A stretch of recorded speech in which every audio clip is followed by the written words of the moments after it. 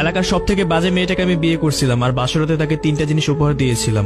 আমাদের বিয়েটা হয় পারিবারিক ভাবে, আমি তাকে কখনোই দেখি নাই। আমার পরিবার আমার জন্য মেয়ে দেখা শুরু করলো, তখন আমার পরিবার আমাকে জিজ্ঞেস করলো আমি কাউকে ভালোবাসি কিনা। তখন আমার পরিবারকে আমি বললাম না, আমি কাউকে ভালোবাসি না। তখন আমার পরিবার সেই মেয়েটাকে দেখলো, আমার পরিবারের পছন্দও হলো। তখন আমাকে আমার পরিবার সেই মেয়ের ছবি দেখালো, তখন আমার কাছে ভালো লাগলো।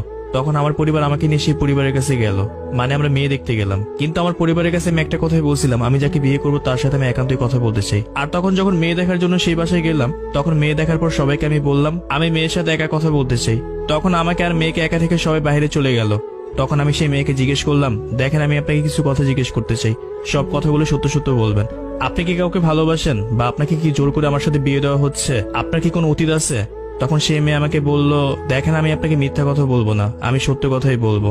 আমি অনেকগুলো রিলেশন করছি, এই এলাকার সব থেকে বাজে একটা মেয়ে আমি। যদি আপনি এলাকার মানুষদের জিজ্ঞেস করেন আমি কিরকম একটা মেয়ে, যারা আমাকে চিনে তারা সবাই বলবে আমি অনেক খারাপ একটা মেয়ে। আর রিলেশনের কথা বলতেছেন, আমার জীবন একটা ছেলেকে অনেক বেশি ভালোবাসতাম, সে আমাকে ঠকাইছে। আর তার উপর রাগ করে কত ছেলের সাথে যে রিলেশন করছি যা কখনোই বলে শেষ করা যাবে না। তখন আমি অবাক হয়ে মেয়েটার কথা শুনতেছিলাম আর ভাবতেছিলাম সে এগুলো কি কথা বলতেছে, সে তো তার নামে বদনাম বলতেছে আমার কাছে। তখন আমার কাছে অনেক বেশি ভালো লাগলো, সে তো সত্য কথাই বললো।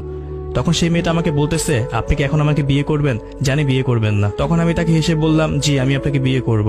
তখন সে আমাকে বলতেছে, আপনি তো জানতেই পারলেন আমি খারাপ একটা মেয়ে, তারপর আমাকে কেন বিয়ে করবেন? তখন আমি সেই মেয়েকে বললাম, সবাই তো একটা ভালো মানুষকে ভালোবাসতে চায়, সবাই তো একটা ভালো মানুষকে বিয়ে করতে চায়, আমি না হয় একটা খারাপ মানুষকে বিয়ে করে ভালোবেসে তাকে ভালো করে দিব।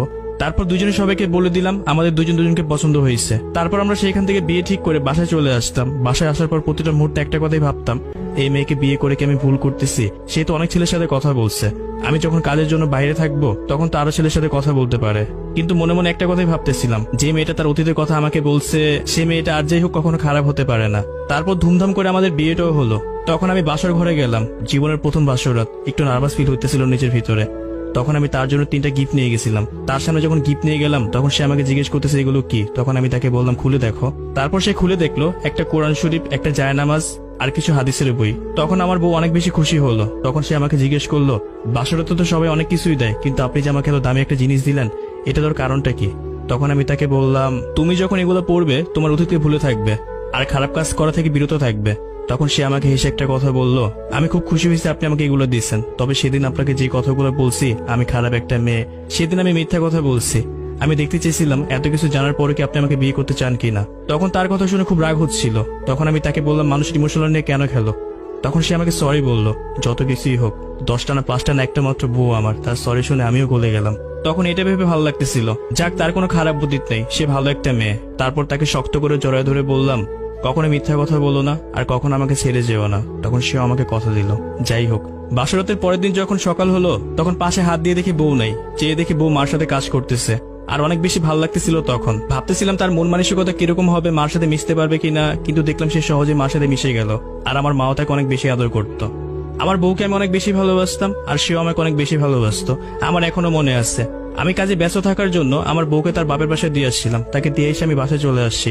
সে কিভাবে জানি জানতে পারছে আমার খুব জ্বর আসছে। তখন আমার ফোনটা বন্ধ ছিল। সে অনেকগুলো ফোন করছিল আমাকে। ঠিক রাত 11টার দিকে দেখি আমার বউ আমার বাসায় চলে আসছে।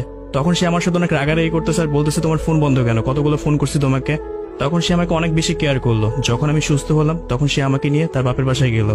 আর আমাদের ভালোবাসা দেখে অনেকে অবাক হয়ে যেত আর হিংসাও করতো। আমার বউয়ের যখন বাচ্চা পেটে ছিল তখন আমি তাকে অনেক বেশি কেয়ার করতাম। আমি কাজ থেকে তাড়াতাড়ি বাসায় চলে আসতাম।